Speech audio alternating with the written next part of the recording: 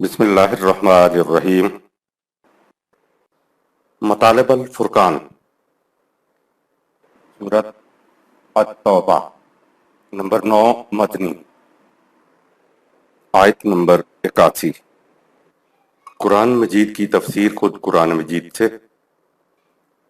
از علامہ غلام احمد پرویز صاحب، اخذ و تلخیص محمد اکبر دکشت بھارتواج، نظر ثانی ڈاکٹر انعام الحق، M Phil P H D Islamic studies, آیت نمبر 81۔ فرح المخلفون بمقعدهم خلاف رسول الله وكرهوا أن يجاهدوا بأموالهم وأنفسهم في سبيل الله وقالوا لا تنفروا في الحر قل نار جهنم أشد حرا لو كانوا يفقهون۔ جو لوگ جنگ کے لیے نہیں نکلے اور جن کو پیچھے رہ جانے کی اجازت دے دی گئی تھی، وہ اللہ کے رسول کا ساتھ دینے کی بجائے پیچھے رہ جانے پر اپنے جی میں بہت خوش ہیں، اور انہیں راہ خدا میں اپنی جان و مال سے جہاد کرنا بہت ناگوار گزرا۔ یہ خود تو پیچھے رہے لیکن دوسروں کو بھی کہتے رہے کہ دیکھو اس شدت کی گرمی میں جنگ کے لیے نہ نکلو۔ ان سے کہہ دو جہنم کی آگ موسم کی گرمی سے کہیں زیادہ شدید ہے۔ اے کاش یہ لوگ عقل و فکر سے کام لیتے۔ قرآن حکیم کی نظر میں جنگ تبوک کے موقع پر منافقین کا کردار ہم اوپر بتا چکے ہیں کہ سورۃ الانفال اور سورۃ التوبہ میں جہاد کا، قتال کا یعنی جنگ کا ذکر آیا ہے، اور اسی ضمن میں منافقین کا ذکر خاص طور پر آیا ہے۔ جہاں تک نمازوں روزوں کا تعلق تھا، وہ مومنین کے ساتھ شریک ہوتے تھے، لیکن جب عظیم مقصد کے لیے مصیبت و صعوبت پر برداشت کرنے کی، جان و مال کی قربانی دینے کی نوبت آئی تو یہ گریز کی راہیں نکالتے، یہاں بہانہ سازیاں کرنے لگتے۔ نظام خداوندی کے لیے منافقین کا رویہ انتہائی خطرناک ہوتا ہے، اس لیے خاص طور پر ان کا ذکر قرآن کریم نے نہایت شرح و بسط اور تفصیل سے کیا ہے۔ یہ ایک خاص ذہنیت ہے جس کا ذکر قرآن نے کیا ہے، یہ کسی خاص گروہ یا جماعت کی بات نہیں ہے۔ جس میں بھی یہ ذہنیت ہوگی اس کا شمار چاہے مسلمانوں میں شمار ہوتا ہو، وہ اب تک خدا کی میزان میں منافق ہی ہوگا۔ یہ ذہنیت مذہب کی حد تک تو پوجا پاٹ، پرستش، مناسک، رسوم و رواج، تھوڑی بہت خیر خیرات کی باتوں میں تو آگے آگے ہوتی ہے، لیکن جب کہیں جان کی قربانی دینے کا وقت آ جائے تو پھر یہ بہانہ سازیاں کرتے ہیں۔ یہ جنگ تبوک کا ذکر ہے جو رسول اللہ صلی اللہ علیہ وسلم کی حیات طیبہ کا آخری مارکہ ہے۔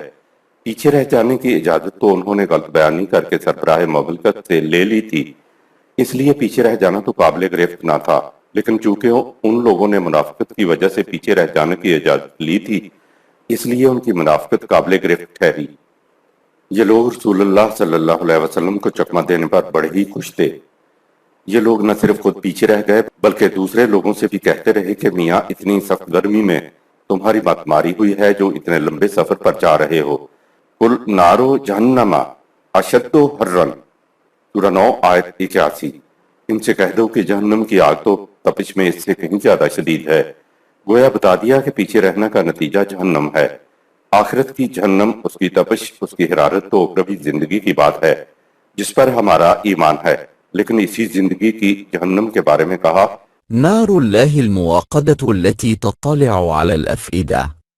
وہ جہنم کی آگ کہ جس کے شعلے دلوں کو لپیٹ لیا کرتے ہیں۔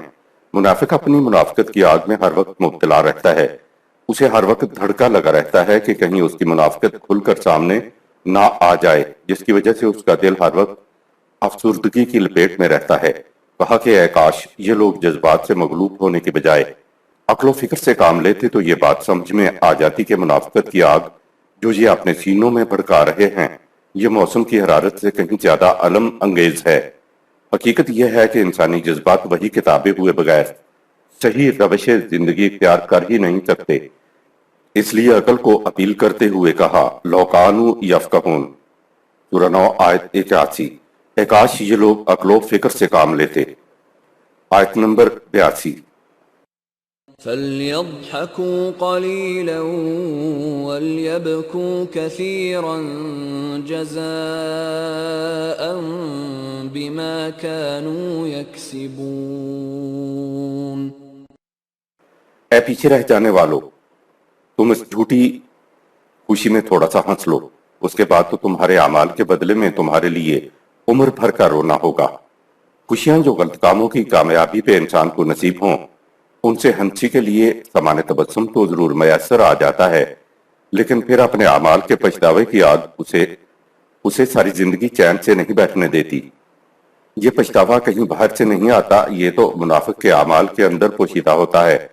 اسی لیے کہا جزاؤں بما کانوا یکسبون، سورہ 9 آیت 82۔ یہ بدلہ تو ان کے اکتساب کا نتیجہ ہوتا ہے۔ آیت نمبر 83۔ فَإِن رَّجَعَكَ اللَّهُ إِلَىٰ طَائِفَةٍ مِّنْهُمْ فَاسْتَأْذَنُوكَ لِلْخُرُوجِ فَقُل لَّن تَخْرُجُوا مَعِيَ أَبَدًا وَلَن تُقَاتِلُوا مَعِيَ عَدُوًّا إِنَّكُمْ رَضِيتُم بِالْقُعُودِ أَوَّلَ مَرَّةٍ فَاقْعُدُوا مَعَ الْخَالِفِينَ۔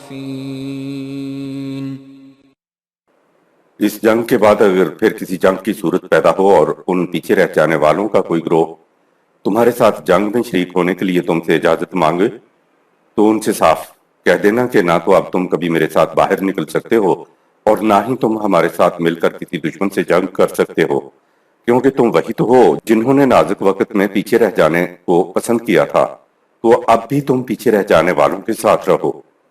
قرآنی معاشرے میں ہر شخص ہر آن معاشرے کی خوشی اور غمی دونوں میں برابر کا شریک ہوتا ہے۔ منافقین کے بار بار دھوکے کے بعد اب وقت آ گیا تھا کہ انہیں صاف صاف جواب دے دیا جائے۔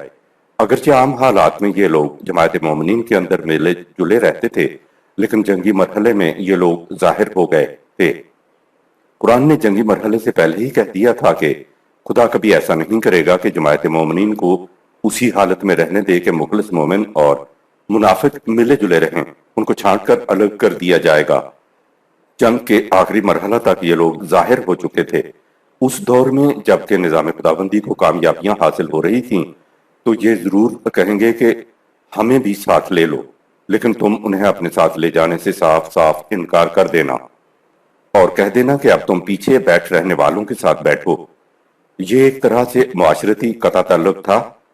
کسی نظام میں، کسی تنظیم میں داخلے کے معنی یہ ہے کہ جو حالات بھی اس کے اوپر گزریں ان تمام حالات میں ساتھ دیا جائے۔ مشکل کا زمانہ آئے تو مشکل زمانے میں تو اور زیادہ خلوص اور شدت کے ساتھ ساتھ دینا چاہیے، نہ یہ کہ ایسے حالات میں الگ ہو کر بیٹھ رہیں۔ آیت نمبر 84۔ وَلَا تُصَلِّ عَلَىٰ أَحَدٍ مِّنْهُم مَّاتَ أَبَدًا وَلَا تَقُمْ عَلَىٰ قَبْرِهِ إِنَّهُمْ كَفَرُوا بِاللَّهِ وَرَسُولِهِ وَمَاتُوا وَهُمْ فَاسِقُونَ۔ معاشرتی قطع تعلق کے بعد ان میں سے جو بھی مرے، نہ تو کبھی اس کے لیے نیک آرزوؤں کا اظہار کرنا اور نہ ہی کبھی اس کے کفن دفن میں شریک ہونے کی خاطر ان کی قبر پر جانا، اس لیے کہ یہ لوگ عمر بھر اللہ اور اس کے رسول نظام خداوندی سے سرکشی اختیار کیے رہے اور اسی انکار و نافرمانی کی حالت میں مرے۔ زندگی میں یا موت کے بعد اعمال کے غیر مرئی اثرات کو کسی دوسرے کی طرف منتقل نہیں کیا جا سکتا۔ توبہ کا دروازہ تو ہر وقت کھلا رہتا ہے، بشرطے کہ اچھے عمل کرنے کا وقت ہو۔ اگر موت سر پر کھڑی ہو تو توبہ کا کوئی فائدہ نہیں۔ منافقین کے بارے میں کہا کہ در حقیقت انہوں نے کفر برتا، انکار کیا، صداقتوں سے سرکشی اختیار کی اور اسی حالت میں یہ مر گئے، اور کہا وَلَا تُصَلِّ عَلَىٰ أَحَدٍ مِّن مَّاتَ أَبَدًا وَلَا تَقُمْ عَلَىٰ قَبْرِهِ، سورہ 9 آیت 84۔ آیت کا عمومی ترجمہ یہ ہے کہ اے رسول صلی اللہ علیہ وسلم، ان کے جنازے کی نماز قطعاً نہ پڑھیے، نہ ہی ان کی قبر پر کھڑے ہوئیے، اب دیکھنا یہ ہے کہ یہ کیا چیز ہے جس سے منع کیا گیا ہے۔ اس عمومی ترجمے سے یہ نتیجہ نکلا کہ جو منافق نہیں ہیں، مومن ہیں، مخلص ساتھی ہیں، ان کے لیے پھر کیا یہ چیز جائز ہوگی؟ پہلے تو یہ بات یاد رکھیں کہ قرآن کی روح سے ہر شخص اپنے اعمال کا آپ ذمہ دار ہے۔ کوئی شخص کسی دوسرے شخص کے اعمال کا ذمہ دار نہیں ہوگا، کیونکہ اعمال کے نقوش ساتھ کے ساتھ ہر شخص کی ذات پر مرتب ہوتے رہتے ہیں۔ تمثیلاً اس کو یوں سمجھو کہ میرے دوا پینے سے میرا بخار اترے گا، میرے دوا پینے سے کسی دوسرے کا بخار نہیں اتر سکتا، یا حفظان صحت کے اصولوں کے مطابق میں زندگی بسر نہ کروں تو میری صحت خراب ہوگی نہ کہ کسی دوسرے کی، یا میرے صبح کی سیر کرنے سے میری صحت اچھی ہوگی نہ کہ میرے بھائی کی جو 10 بجے سو کر اٹھتا ہے، یا آگ میں انگلی میں ڈالوں تو انگلی میری جلے گی نہ کہ کسی دوسرے کی، یا کوئی شخص اپنی اچھی صحت کو تب تک کہ مریض کی طرف منتقل نہیں کر سکتا۔ خدا کا قانون مکافات نگاہوں کی خیانتوں اور دلوں کے ارادوں تک کے نتائج بھی ذات پر مرتب کر دیتا ہے۔ یہ سمجھنا یا عقیدہ رکھنا کہ ایک شخص کے اعمال کے اثرات کو دوسروں کی طرف منتقل کیا جا سکتا ہے، قرآن کی بنیادی تعلیم کے خلاف ہے۔ کوئی شخص اپنے کسی عمل کے غیر مرئی اثر کو دوسرے کی طرف منتقل نہیں کر سکتا۔ اگر کوئی ایسا سمجھتا ہے تو اپنے سردرد کو میرے سر میں منتقل کر کے دکھائے۔ یہ بات دوسری ہے کہ مجھ میں کسی کا قرضہ لوٹانے کی وسعت نہیں ہے تو کوئی دوست میری طرف سے میرا قرضہ لوٹا دے۔ یہ معاشرتی چیزیں ہیں۔ انسانی اعمال کا جو نتیجہ انسان کی ذات پر مرتب ہوتا ہے اس میں نہ کوئی شریک ہو سکتا ہے اور نہ اسے کسی دوسرے کی طرف منتقل کیا جا سکتا ہے۔ یہ تصور غلط ہے کہ مردوں کو ثواب پہنچایا جا سکتا ہے۔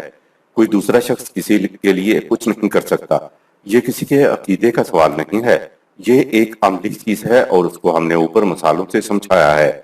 سمجھا یہ جاتا ہے کہ کسی کے عمل کے نتیجے کو دوسرے کی طرف منتقل کیا جا سکتا ہے، اسی کو ایصال ثواب کہتے ہیں۔ ثواب منتقل ہو ہی نہیں سکتا، یہ تصور غلط ہے۔ کہا لا ما کسبت و علیہا ما اکتسبت۔ قرآن کا بنیادی اصول ہی یہ ہے کہ اچھے اور غلط کاموں کا نتیجہ اسی کے لیے ہے جو اچھا یا غلط کام کرتا ہے۔ اس دنیا میں کوئی کسی کے لیے کچھ نہیں کر سکتا، تو مرنے کے بعد زندہ افراد اپنے عمل کے نتیجے کو کس طرح منتقل کر سکتے ہیں؟ کیا دنیا میں خریدی ہوئی زمین کی رجسٹری مرنے والے کے نام ہو سکتی ہے؟ انسانی اعمال کے غیر مرئی نتائج کے سوا زمین و آسمان کی ساری دولت آپ زندگی میں ایک دوسرے کو منتقل کر سکتے ہیں۔ مرنے والے کو بچانے کے لیے آپ دنیا بھر کی دولت تو خرچ کر سکتے ہیں، لیکن آپ اپنی زندگی کا 1 گھنٹہ بھی اس کی طرف منتقل نہیں کر سکتے۔ قرآن کا یہ بنیادی اصول یاد رہے کہ کوئی کسی کے لیے کچھ نہیں کر سکتا۔ لہا ما کسبت و علیہا ما اکتسبت۔ عیسائیوں کا کفارے کا عقیدہ قطعاً غلط ہے۔ مرنے کے بعد دیگیں پکوا کر کھلانا، ختم دلا کر ثواب مرنے والے کو پہنچانا قطعاً غلط ہے۔ آپ کسی کو علمی طور پر سمجھا تو سکتے ہیں، تعلیم دے سکتے ہیں، لیکن آپ کسی کو بغیر تعلیم دیے اپنا علم منتقل نہیں کر سکتے۔ یہ ہو ہی نہیں سکتا۔ زندگی میں منتقل نہیں کر سکتے، مرنے کے بعد آپ کسی کو کیسے منتقل کر سکیں گے؟ کوئی ڈاکخانہ ایسا نہیں جو آپ کے پارسل کو پہنچا سکے۔ لوگوں کو تو یہی بتایا جاتا ہے کہ بڑے بڑے جنرل پوسٹ ماسٹرز، بڑے بڑے اماموں اور کباؤں والے یہ پارسل پہنچا دیتے ہیں۔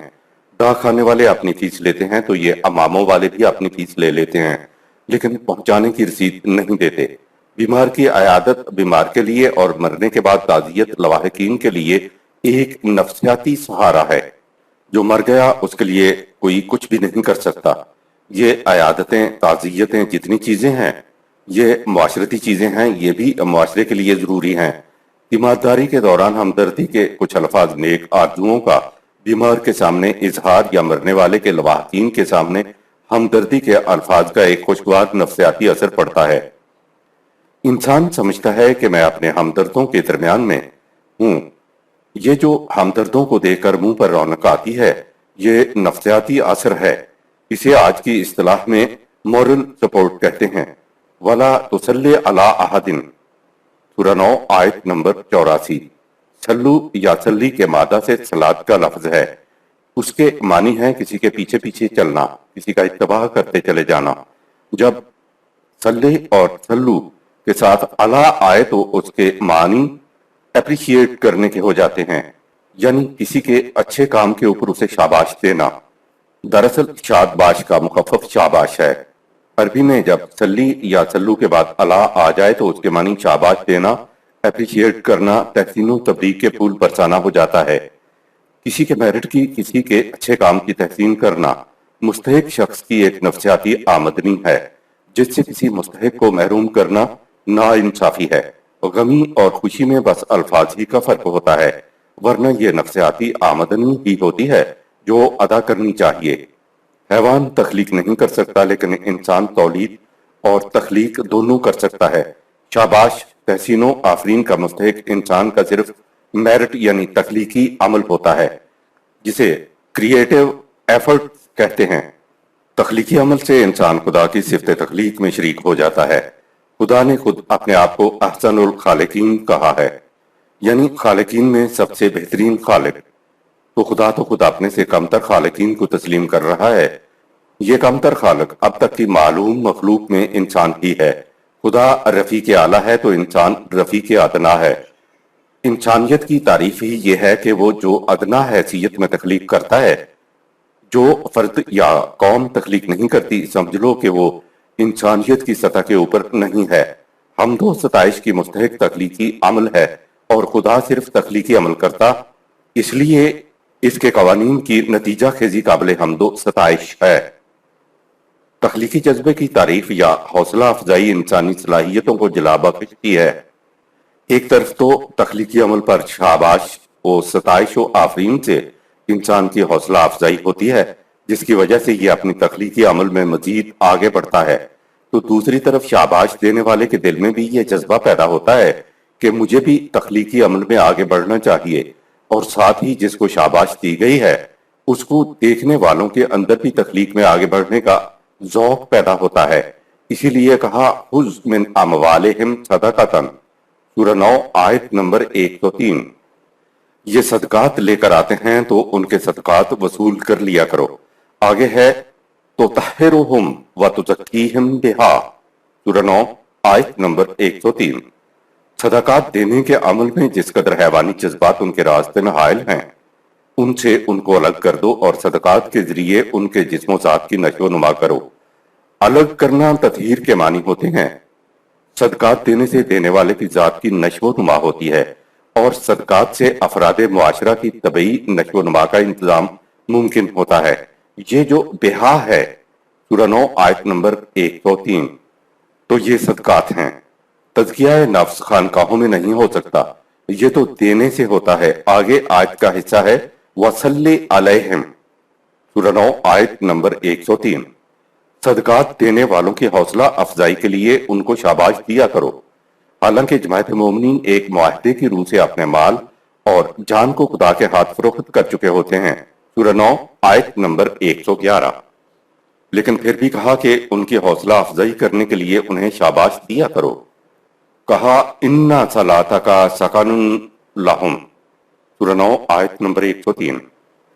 तेरे शाबाश व तहसीन के अल्फाज तेरी हौसला अफजाई उनके कल्बी सुकून का मौजब होती है। जाहिर है कि तख्लीकी उमूर के लिए तो खास तौर पर दिल का सुकून और इत्मीनान निहायत जरूरी है।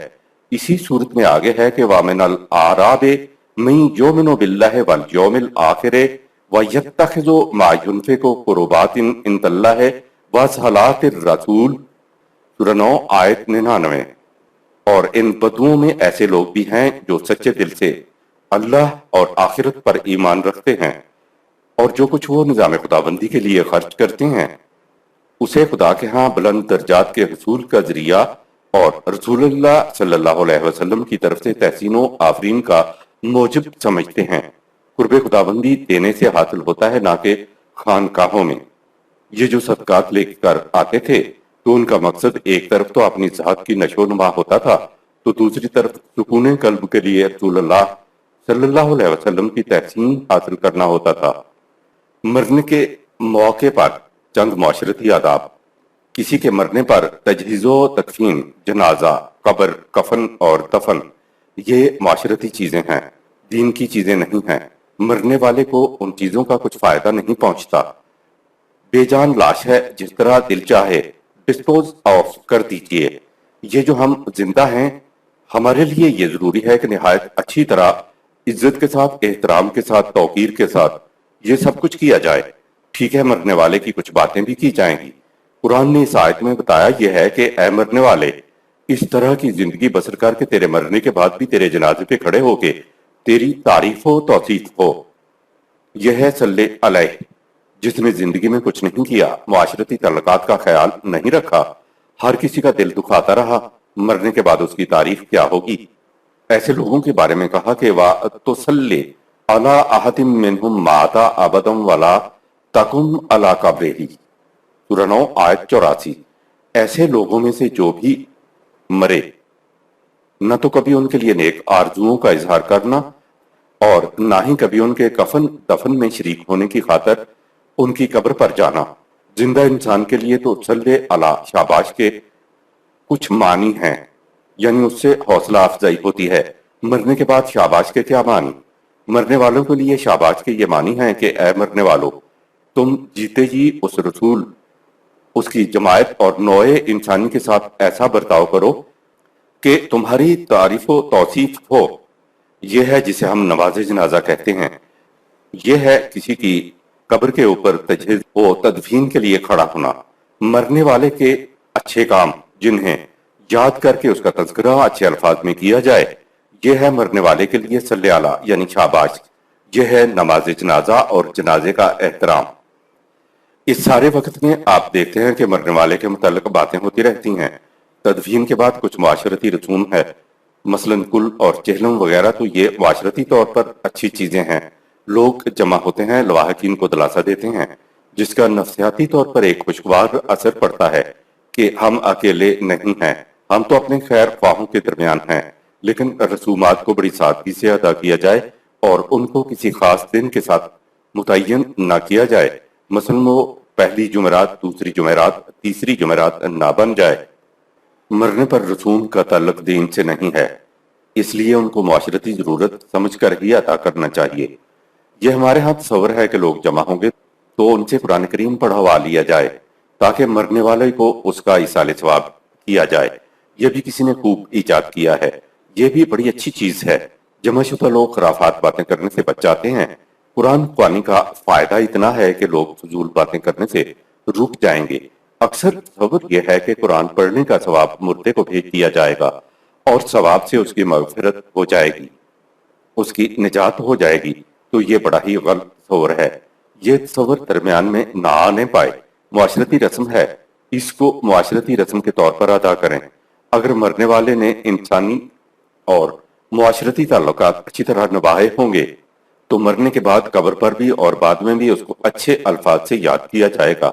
خوش بخت ہے وہ شخص جس کے مرنے کے بعد لوگ اسے اچھے نام سے یاد کریں۔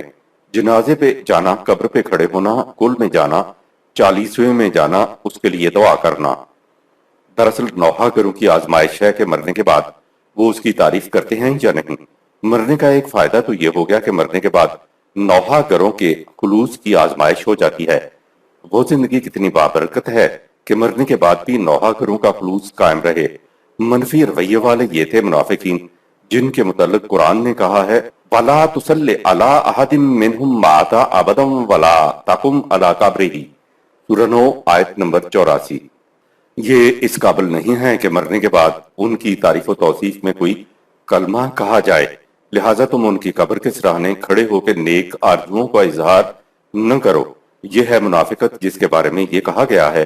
منافق ہے ہی اس قابل کے مرنے کے بعد بتایا جائے کہ ان لوگوں کا انجام یہ ہے کہ زندگی تو ایک طرف، یہ تو مرنے کے بعد بھی اس قابل نہیں کہ ان کی تعریف میں ایک لفظ بھی کہا جائے۔ مومن جھوٹی تعریف نہیں کرتا۔ اگر تجہیز و کفین و تدفین اور قبر پر جایا جائے اور تعریف بھی نہ کرنی ہو تو وہاں برائی بھی نہیں کی جا سکتی۔ اس لیے رسول اللہ صلی اللہ علیہ وسلم اور جماعت مومنین کو روک دیا گیا۔ کتنی حرمہ نصیبی کی زندگی ہے وہ کہ مرنے کے بعد اس کے حق میں کوئی ایک لفظ بھی اچھا نہ کہہ سکے۔ جن کی موت کے بعد خدا نے حکم دے دیا کہ ان کی قبر پہ بھی کھڑے نہ ہونا، بڑی ہی لعنت کی موت ہے۔ جرم ان کا یہ تھا کہ انہم کفروا باللہ ورسولہ وماتوا وہم فاسقون۔ سورہ 9 آیت 84۔ اس لیے قبر پہ کھڑے نہ ہو کہ یہ لوگ عمر بھر اللہ اور اس کے رسول نظام خداوندی سے سرکشی اختیار کیے رہے اور اسی انکار و نافرمانی کی حالت میں مرے۔ آیت نمبر 85۔ ولا تعجبك أموالهم وأولادهم إنما يريد الله أن يعذبهم بها في الدنيا وتزهق أنفسهم وهم كافرون۔ اور تم ان کے مال و دولت اور افراد خاندان کی کثرت کو ذرا بھی وقت نہ دو۔ تم دیکھنا ہمارے قانون کی روح سے یہی چیزیں کس طرح دنیاوی زندگی میں ان کے لیے وبال جان بن جاتی ہیں اور یہ کفر کی حالت میں ہی ہلاک ہو جاتے ہیں۔ غیر قرآنی نظام میں منافقین اپنی باطل سرگرمیوں کی وجہ سے مالدار ہو جاتے ہیں۔ وَلَا تُعْجِبْكَ أَمْوَالُهُمْ وَأَوْلَادُهُمْ سورہ 9 آیت 85۔ یہاں ان کے مال کا بھی ذکر ہے، اولاد کا بھی ذکر ہے، کیونکہ وہ دور قبائلی دور تھا۔ قبیلے کے افراد جن کے زیادہ ہوتے تھے ان کی طاقت زیادہ ہوتی تھی۔ قرآن اولاد ہی کو کہیں ابنا اور کہیں بنون اور کہیں اولاد کہتا ہے، مقصد اس سے افراد خاندان یا قبیلے کے افراد ہوتا ہے۔ آج کی اصطلاح میں اولاد کے معنی پارٹی کے ووٹرز ہیں، جتھا ہے۔ اس زمانے میں تو قبیلے کے افراد خاندانی چیز تھی، آج کے دور میں اس کی جگہ پارٹی سسٹم نے لے لی ہے۔ دیانتدار ایماندار آدمی کوئی تحریک لے کر اٹھتا ہے تو 4 آدمی بھی اس کا ساتھ نہیں دیتے۔ قرآن کہتا ہے کہ ان کے مال اور جتھے کو دیکھ کر تمہیں یہ دھوکہ نہ لگ جائے کہ خوشحالی اور جماعت صرف منافقت ہی سے بنتی ہے۔ نہیں، غیر قرآنی نظام میں تو ایسا ہو جاتا ہے، لیکن قرآنی نظام کے غالب آ جانے کے بعد ان کی سب چالیں بیکار ثابت ہوں گی۔ آیت کا باقی حصہ ہے انما یرید اللہ ان یعذبہم بہا فی الدنیا وتزہق انفسہم وہم کافرون سورہ 9 آیت نمبر 85۔ اس آیت میں ایک لفظ بہا سورہ 9 آیت 85 ہے جو مال و دولت کے لیے آیا ہے۔ کہا کہ باطل نظام میں یہی ان کا مال اور جتھا بالآخر تباہی کا موجب ہو جاتا ہے۔ باطل نظام میں بظاہر ایسے لوگوں کی عزت ہوتی ہے۔ اگر معاشرے کے اندر منافقین کو پہلے دن ہی سے ذلت کی نگاہوں سے دیکھا جائے تو نہ منافق کو کامیابی ہوگی اور نہ ہی اس کو دولت ملے گی اور نہ ہی کوئی اس کا ساتھ دے گا، تو وہ دوسرے دن ہی منافقت چھوڑ دے گا۔ یہی کہا جا رہا ہے کہ نظام خداوندی کو غالب آنے دیں، یہی مال و دولت اور جتھا ان کی تباہی کا سبب بنے گا۔ الفاظ ان یعذبہم بہا فی الدنیا سورہ 9 آیت 86 ہیں، یعنی اسی دنیا میں عذاب کا ذکر آیا ہے۔ یہاں یہ بات صاف ہو گئی کہ قرآن سارے معاملات کو آخرت پر نہیں اٹھا رکھتا۔ باطل کی چمک ایک دفعہ تو نگاہوں میں تیر کی پیدا کر دیتی ہے، لیکن قرآن بقا کا فارمولہ بتاتا ہے کہ وَأَمَّا مَا يَنْفَعُ النَّاسَ فَيَمْكُثُ فِي الْأَرْضِ سورہ 13 آیت نمبر 17۔ کہ اسی نظام کو دنیا میں بقا ہے جو ساری انسانیت کے مفاد کے لیے ہو، یعنی انسانیت کی فلاح و بہبود کا راز مفاد عامہ میں ہے۔ یہ نظام قرآن کے علاوہ کہیں اور نہیں ملے گا۔ جن اقوام نے باطل نظام کے تحت زندگی بسر کی ان کی تباہی کی داستان قرآن میں موجود ہیں۔ اقوام کی تباہی کے بارے میں آیات سورہ 40 آیات 83 تا 85، سورہ 39 آیات 49-50، سورہ 46 آیت 26، سورہ 28 آیات 58 تا 60 بھی ملاحظہ فرما لیں۔ آیت نمبر 86۔ وَإِذَا أُنزِلَتْ سُورَةٌ أَنْ آمِنُوا بِاللَّهِ وَجَاهِدُوا مَعَ رَسُولِهِ اسْتَأْذَنَكَ أُولُو الطَّوْلِ مِنْهُمْ وَقَالُوا ذَرْنَا نَكُنْ مَعَ الْقَاعِدِينَ۔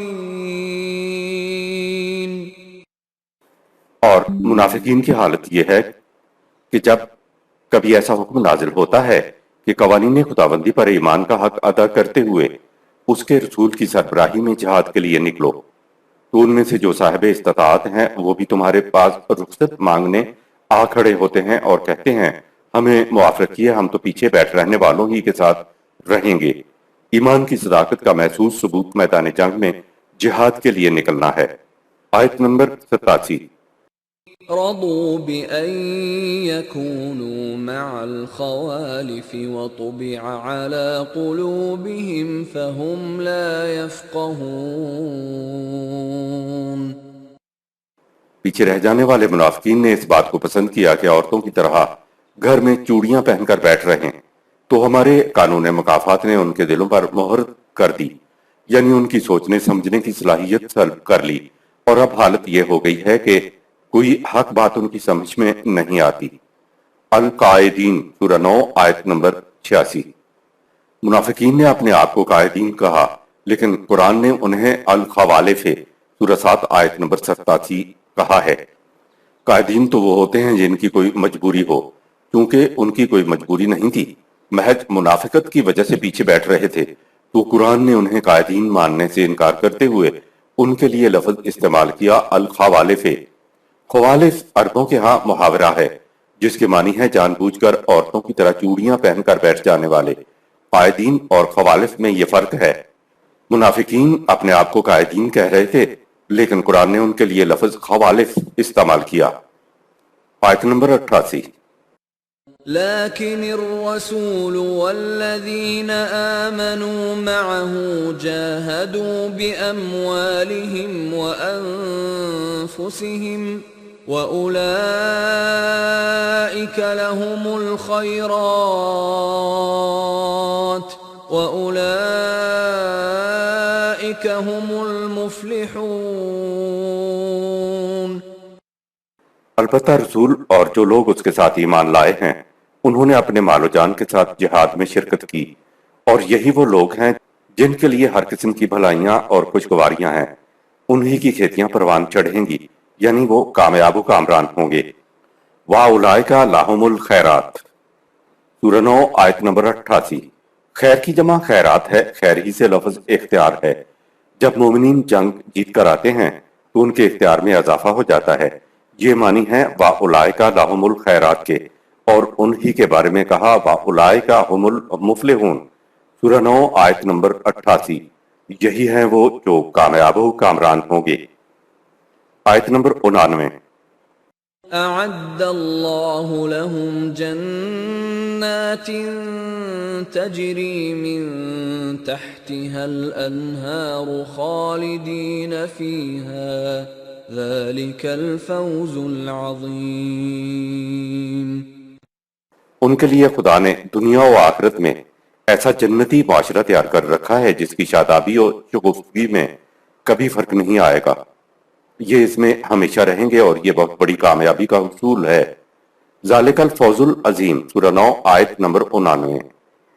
یہ ہے فوز عظیم۔ فوز کے معنی حصول، اچیومنٹس کے ہوتے ہیں، یعنی یہ ہے عظیم حصول۔ مومنین جنگ کی آواز پر لبیک کہتے ہوئے پروانہ وار میدان میں آ جاتے ہیں، کیونکہ وہ جانتے ہیں اس سے ہمارے اختیار میں اضافہ ہوگا اور جنگ ہماری فوز و فلاح کا موجب بنے گی۔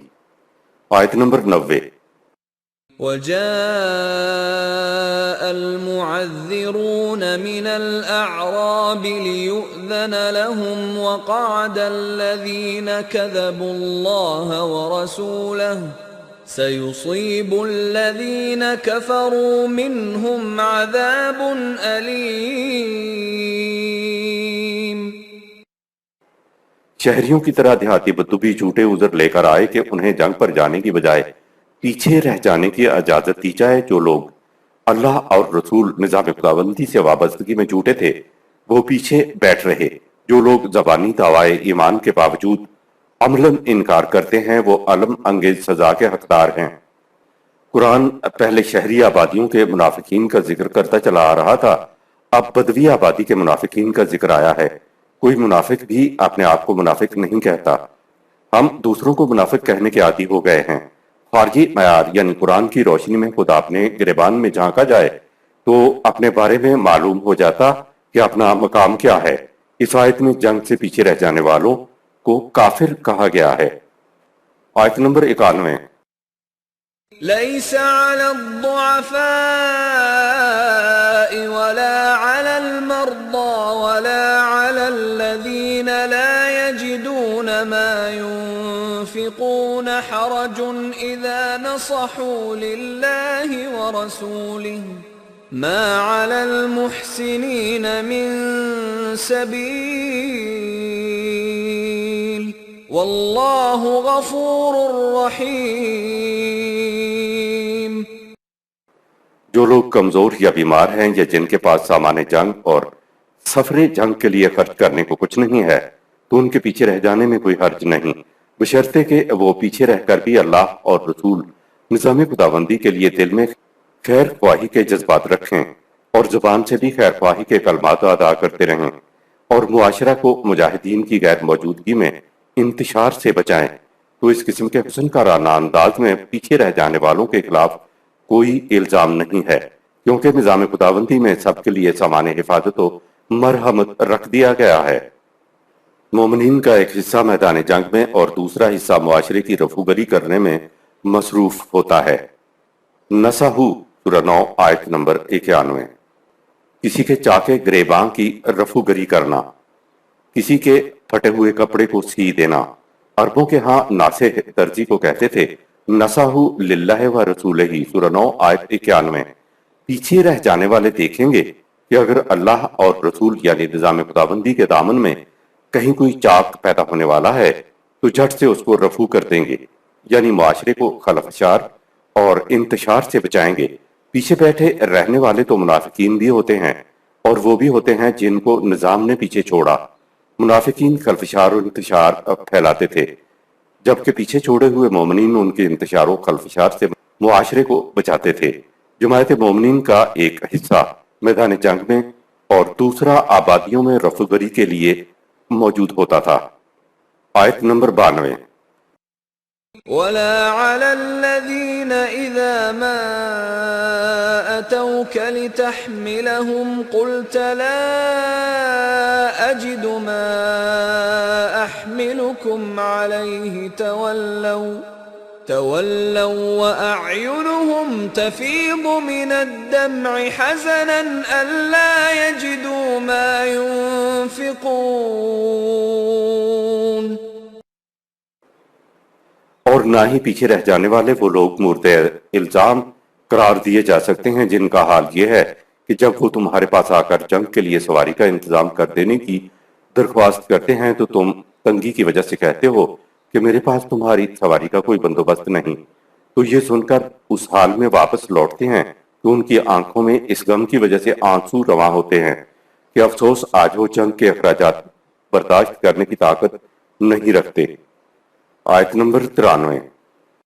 انما السبيل على الذين يستأذنونك وهم اغنياء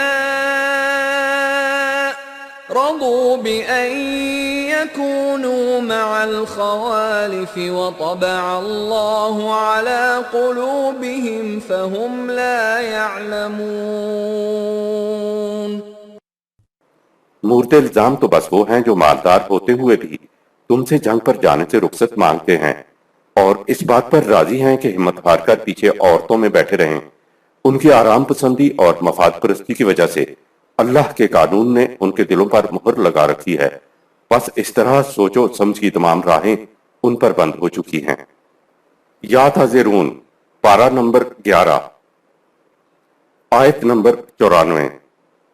يعتذرون إليكم إذا رجعتم إليهم قل لا تعتذروا لن نؤمن لكم قد نبأنا الله من أخباركم وسيرى الله عملكم ورسوله ثم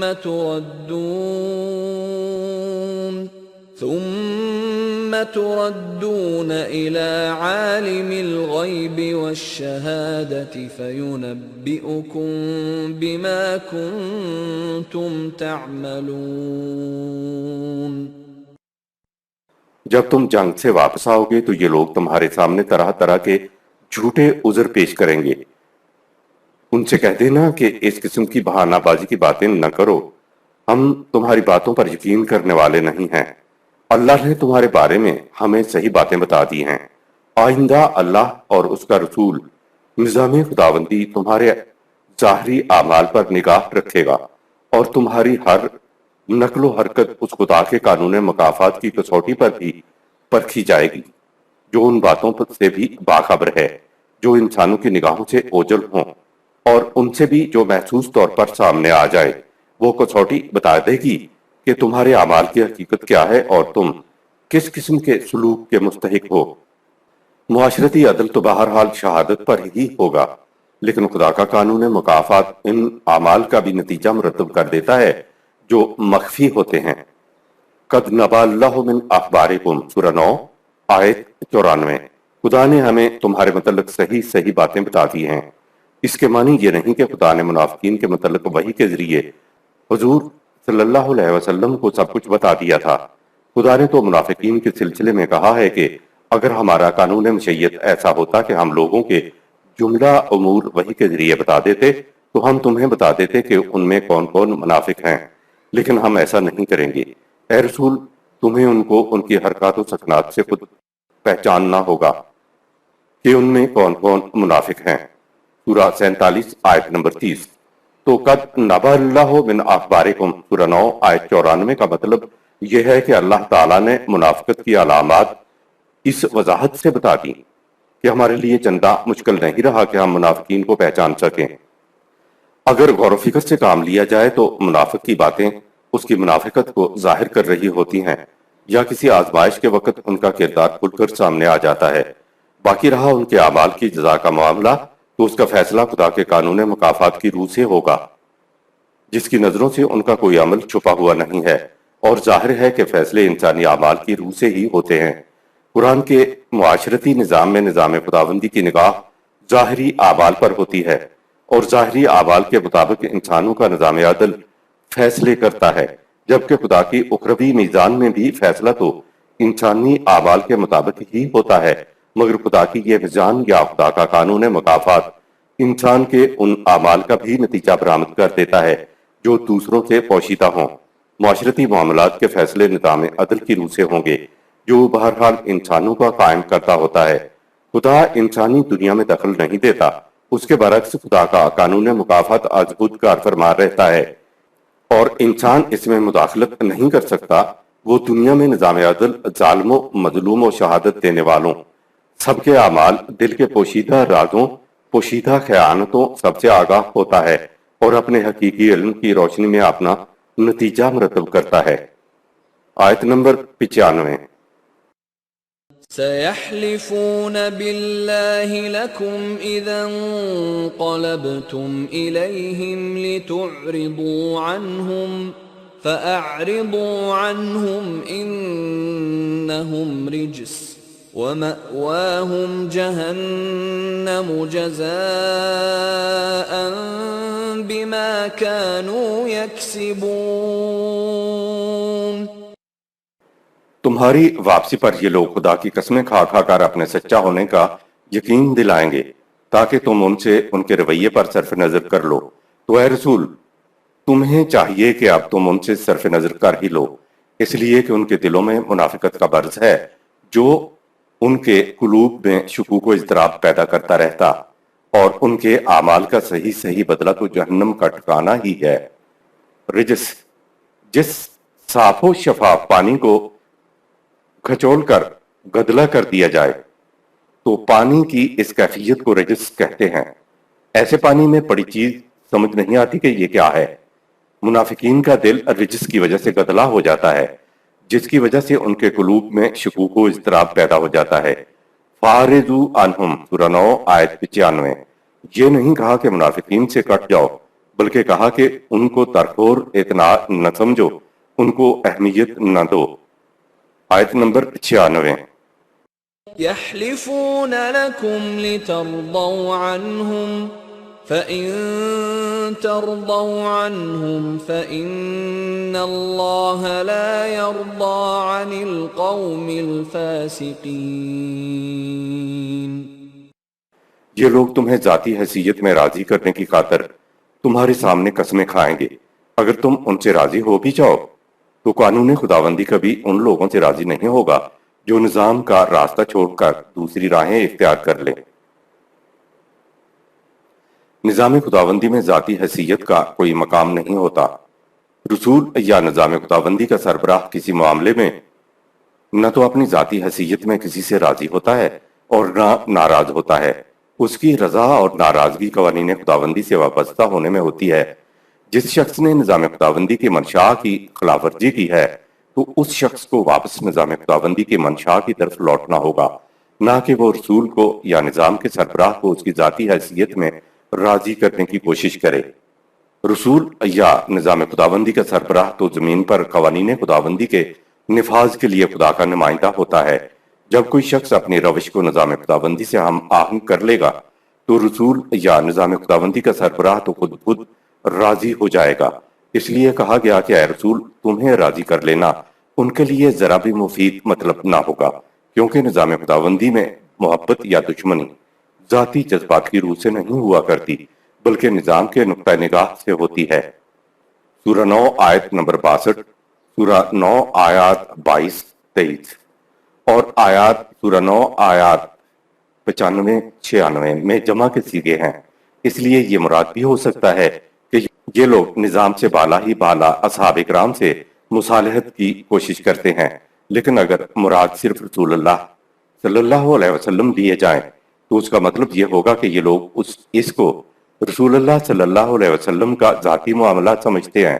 اس لیے مملکت کی سطح کی بجائے آپ صلی اللہ علیہ وسلم سے ذاتی حیثیت میں مصالحت کرنے کی خاطر قسمیں کھا کھا کر راضی کرنے کی کوشش کر رہے ہیں۔ ان کا ارادہ یہ تھا کہ مملکت سے بالا ہی بالا اصحاب اکرام سے اور اسی طرح رسول اللہ صلی اللہ علیہ وسلم سے مصالحت کر لی جائے۔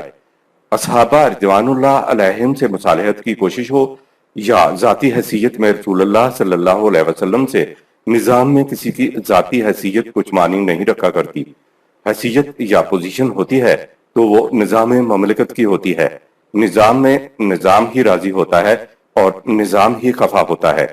عام نظام مملکت میں اگر کوئی شخص نظام سے بالا بالا کسی سے کچھ سوتے بازی کرتا ہے تو اسے مملکت کا غدار کہا جاتا ہے، اور یہاں یہ غداری خدا یعنی نظام خداوندی کے ساتھ ہے، اور غداری کا دوسرا نام شرک ہے۔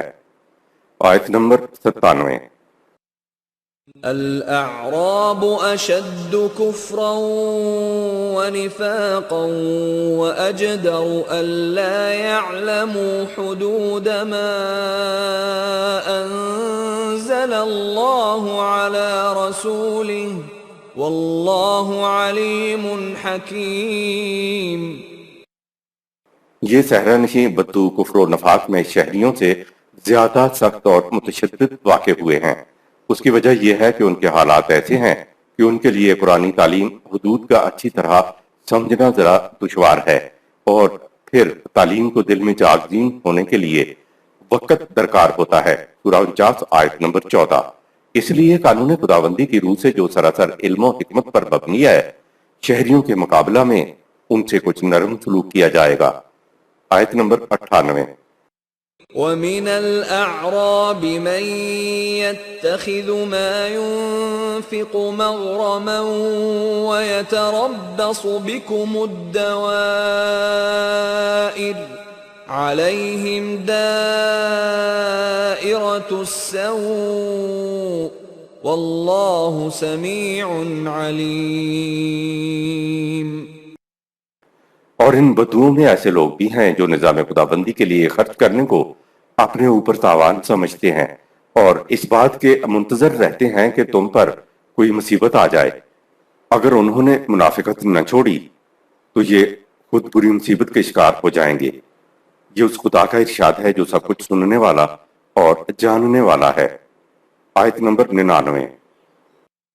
وَمِنَ الْأَعْرَابِ مَن يُؤْمِنُ بِاللَّهِ وَالْيَوْمِ الْآخِرِ وَيَتَّخِذُ مَا يُنْفِقُ قُرُبَاتٍ عِندَ اللَّهِ وَصَلَوَاتِ الرَّسُولِ أَلَا إِنَّهَا قُرْبَةٌ لَهُمْ سَيُدْخِلُهُمُ اللَّهُ فِي رَحْمَتِهِ ان اللہ غفور رحیم۔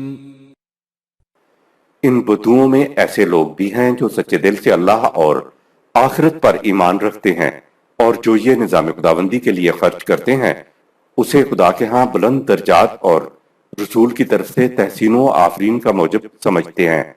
یہ لوگ یقین رکھیں کہ اس سے انہیں واقعی خدا کے ہاں بلند مدارج حاصل ہوں گے اور اللہ انہیں اپنی رحمت کے سائے میں داخل کرے گا، اس لیے کہ نظام خداوندی میں حفاظت اور رحمت کے سامان موجود ہوتے ہیں۔ آیت نمبر 100۔ والسابقون الأولون من المهاجرين والأنصار والذين اتبعوهم بإحسان رضي الله عنهم ورضوا عنه وأعد لهم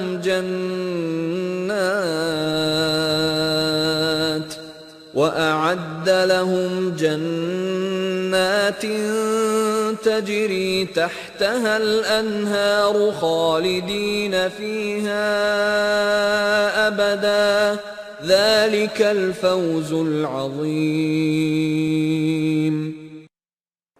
اور مہاجرین و انصار میں جن لوگوں نے اس نظام کے قیام کے لیے پہل کی اور پھر جن لوگوں نے حسن کارانہ انداز میں ان پہل کرنے والوں کا اتباع کرتے ہوئے اس نظام کے قیام و بقا کے کام میں شامل ہوئے تو قوانین خداوندی سے ان کی ہم آہنگی نے ان کو خدا کی برکات و سعادت سے ہم آہنگ کر دیا۔ ان کے لیے دنیا و آخرت میں ایسا جنتی معاشرہ تیار کر دیا گیا ہے جس کی شادابیوں میں کبھی کمی نہیں آئے گی اور وہ اس میں ہمیشہ رہیں گے۔ یہ انسان کی بہت بڑی کامیابی اور کامرانی ہے۔ صحابہ اکرام رضوان اللہ علیہم کی شان سے متعلق حوالہ جات: سورہ 8 آیت 62 تا 64، سورہ 8 آیت 74-75، سورہ 18 آیات 28، سورہ 48 آیت 29، سورہ 57 آیت نمبر 10۔ آیت نمبر 101۔ وَمِمَّنْ حَوْلَكُمْ مِنَ الْأَعْرَابِ مُنَافِقُونَ وَمِنْ أَهْلِ الْمَدِينَةِ مَرَدُوا عَلَى النِّفَاقِ لَا تَعْلَمُهُمْ نَحْنُ نَعْلَمُهُمْ سَنُعَذِّبُهُمْ مرتين ثم يردون إلى عذاب عظيم۔ اور تمہارے ارد گرد بسنے والے بدوؤں میں بعض لوگ منافق ہیں اور مدینہ میں بھی بعض ایسے ہیں کہ منافقت گویا ان کی گھٹی میں پڑ چکی ہے۔ تم انہیں نہیں جانتے، ہم جانتے ہیں۔ ہم انہیں پہلے 2 بار معمولی سزا دیں گے، اگر باز نہ آئے تو انہیں سخت سزا دی جائے گی۔ منافقین پر یہ عذاب جماعت مومنین کے ہاتھوں میدان جنگ میں وارد ہوا تھا، کیونکہ اس دنیا میں خدا اپنی منشاء کو انسانوں کے ہاتھوں پوری کراتا ہے اور اپنی منشاء کے مطابق انسانوں کے ایسے اعمال جو خدا کی عطا کردہ صلاحیتوں کی روح سے سر انجام پاتے ہیں کو خدا اپنی طرف منسوب کر لیا کرتا ہے۔ آیت نمبر 102۔ وآخرون اعترفوا بذنوبهم خلطوا عملا صالحا وآخر سيئا عسى الله أن يتوب عليهم إن الله غفور رحيم۔ اور کچھ ایسے بھی ہیں جنہوں نے اپنی غلطیوں کا اعتراف کر لیا ہے، انہوں نے کچھ کام اچھے بھی کیے اور کچھ برے بھی۔ قانون خداوندی ان کی معذرت قبول کر لے گا، کیونکہ قانون خداوندی میں اعتراف جرم کرنے والوں کے لیے حفاظت و رحمت کی گنجائش رکھی ہوئی ہے۔ آیت نمبر 103۔